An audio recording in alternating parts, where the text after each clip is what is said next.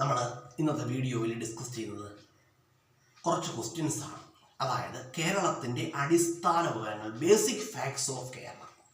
അപ്പം ഞാൻ ഇന്നിവിടെ വന്നത് പുതിയകാവ് മാവേലിക്കരയുള്ള ദീപം ലോ അക്കാഡമിയുടെ LLB എൻട്രൻസ് സ്റ്റുഡൻസിന് ആവശ്യമായിട്ടുള്ള ക്വസ്റ്റ്യൻസുമായിട്ടാണ്. ഈ ക്വസ്റ്റ്യൻസ് ഏവർക്കും പ്രയോജനപ്പെടുന്നതാണ്. നമുക്ക് എന്ത് ചെയ്യാം, ക്വസ്റ്റ്യനിലേക്ക് കടക്കാം. ഇപ്പം കേരള സംസ്ഥാനം നിലവിൽ വന്ന വർഷം എന്നാണ്? കേരള സംസ്ഥാനം നിലവിൽ വന്ന വർഷം 1956 നവംബർ 1. 1956 നവംബർ 1. അപ്പം കേരളത്തിൽ എത്ര ജില്ലകളുണ്ട്? 14 ജില്ലകൾ. കേരളത്തിൽ 14 ജില്ലകളുണ്ട്. അപ്പം കേരളത്തിൽ എത്ര ഗ്രാമപഞ്ചായത്തുകളുണ്ട്? എത്രയുണ്ടെന്ന് അറിയാമോ? കേരളത്തിൽ 941 ഗ്രാമപഞ്ചായത്തുകൾ. കേരളത്തിൽ 941 ഗ്രാമപഞ്ചായത്തുകൾ. കേരളത്തിൽ എത്ര താലൂക്കുകൾ ഉണ്ടെന്നറിയാമോ? കേരളത്തിൽ 78 താലൂക്കുകൾ. 78 താലൂക്കുകൾ. അതുപോലെ തന്നെ കേരളത്തിൽ 78 താലൂക്കുകൾ. കേരളത്തിൽ എത്ര ബ്ലോക്ക് പഞ്ചായത്തുകൾ ഉണ്ടെന്ന് ചോദിച്ചാൽ എത്രയാണ്? 152 ബ്ലോക്ക് പഞ്ചായത്തുകൾ. കേരളത്തിൽ 152 ബ്ലോക്ക് പഞ്ചായത്തുകൾ. കേരളത്തിൽ 152 ബ്ലോക്ക് പഞ്ചായത്തുകൾ. കേരളത്തിൽ 6 കോർപ്പറേഷനുകൾ. കേരളത്തിൽ 6 കോർപ്പറേഷനുകൾ. കേരളത്തിൽ 87 മുനിസിപ്പാലിറ്റികൾ. കേരളത്തിൽ എത്ര മുനിസിപ്പാലിറ്റികളുണ്ട്? കേരളത്തിൽ 87 മുനിസിപ്പാലിറ്റികളുണ്ട്. അപ്പോൾ നമ്മൾ 87 മുനിസിപ്പാലിറ്റി. അപ്പോൾ കേരളത്തിൽ 6 കോർപ്പറേഷൻ എന്ന് പറഞ്ഞപ്പോൾ ഏതൊക്കെയാണ് കോർപ്പറേഷനുകൾ? തിരുവനന്തപുരം, കൊച്ചി, കോഴിക്കോട്,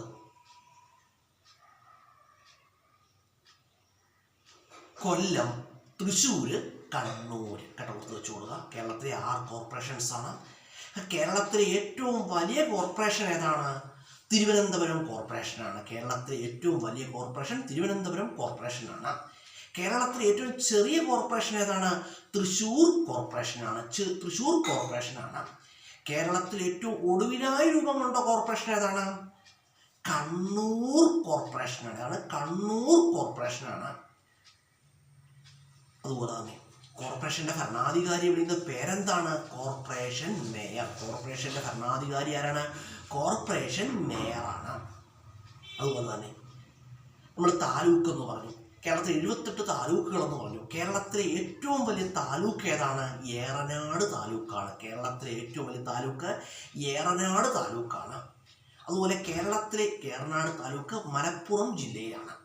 കേരളത്തിലെ ഏറ്റവും ചെറിയ താലൂക്ക് ഏതാണ്? കുന്നത്തൂർ താലൂക്കാണ്. ജില്ല ഏതാണ്? കൊല്ലം ജില്ലയാണ്. കേരളത്തിലെ ഏറ്റവും ചെറിയ താലൂക്ക് കുന്നത്തൂർ താലൂക്കാണ്. ജില്ല ഏതാണ്? കൊല്ലം ജില്ലയാണ്.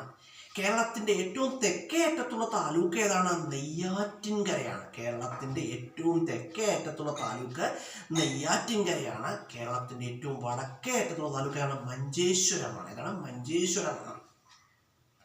അതുപോലെ തന്നെ പറയുകയാണെങ്കിൽ അതുപോലെ തന്നെ കേരളത്തിൽ 941 ഗ്രാമപഞ്ചായത്തുകളുണ്ട്. അപ്പം കേരളത്തിലെ ആദ്യത്തെ ആദിവാസി ഗ്രാമപഞ്ചായത്ത് ഏതാണ്? കേരളത്തിലെ ആദ്യത്തെ ആദിവാസി ഗ്രാമപഞ്ചായത്താണ് ഇടമലക്കുടി. അതെവിടെയാണ്? ഇടുക്കിയിലാണ്. ഇടമലക്കുടി ഇടുക്കിയാണ്. അതുപോലെ പറയുകയാണെങ്കിൽ കേരളത്തിൻ്റെ സംസ്ഥാന മൃഗം ഏതാണ്? സംസ്ഥാന മൃഗം ആനയാണ്. ഏതാണ്? കേരളത്തിൻ്റെ സംസ്ഥാന മൃഗം ആനയാണ്. അതുപോലെ തന്നെ കേരളത്തിൻ്റെ സംസ്ഥാന പക്ഷി ഏതാണ്? കേരളത്തിൻ്റെ സംസ്ഥാന പക്ഷി ഏതാണ്? മലമുഴക്കി വേഴാമ്പൽ. മലമുഴക്കി വേഴാമ്പലാണ്.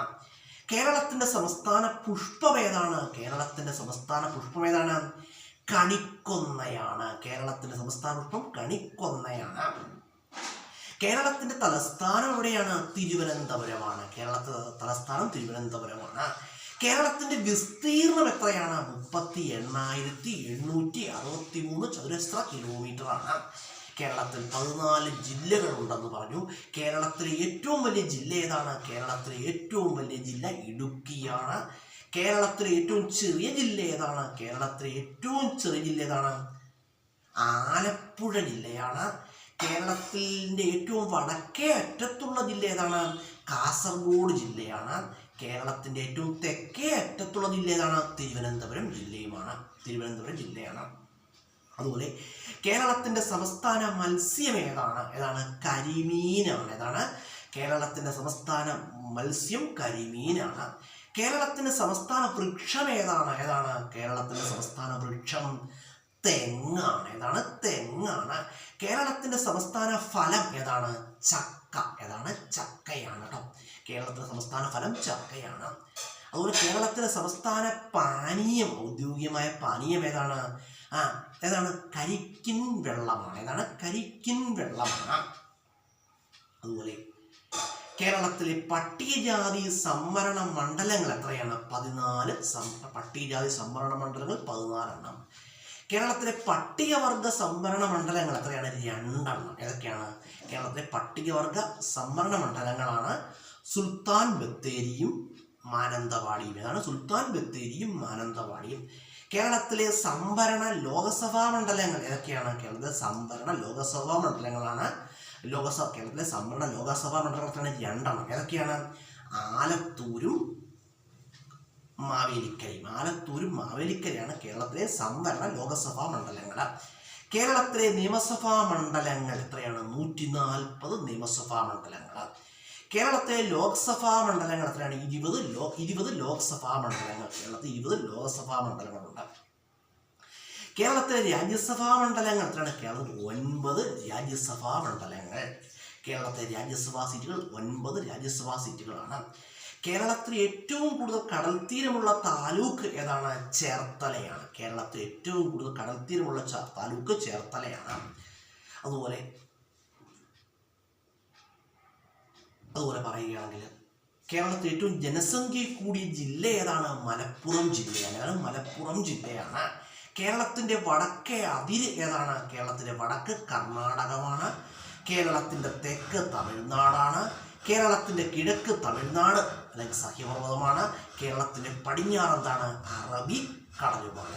അറബിക്കടലുമാണ്. കേരളത്തിൽ ഏറ്റവും കൂടുതൽ വനമുള്ള ജില്ല ഏതാണ്? കേരളത്തിൽ ഏറ്റവും കൂടുതൽ വനമുള്ള ജില്ല ഏതാണ്? ഇടുക്കിയാണ് കേട്ടോ. അതുപോലെ ശതമാനാടിസ്ഥാനത്തിൽ കേരളത്തിൽ ഏറ്റവും കൂടുതൽ വനമുള്ള ജില്ല ഏതാണ്? വയനാടാണ്. വയനാടാണ്. അപ്പോൾ അത് കേരളം കണ്ട ഏറ്റവും വലിയ പ്രകൃതി ദുരന്തമായിരുന്നു വയനാട് ദുരന്തം. കേരളം കണ്ട ഏറ്റവും വലിയ പ്രകൃതി ദുരന്തം എന്തായിരുന്നു? വയനാട് ദുരന്തം. 2024 ജൂലൈ 30 ജൂലൈ 30-നാണ് നമ്മുടെ കേരളത്തെ മുഴുവൻ കണ്ണീരിലാക്കിയ അല്ലെങ്കിൽ ലോകത്തെ മുഴുവൻ കണ്ണീരിലാക്കിയ വയനാട് ദുരന്തം നടന്നത്. അതുപോലെ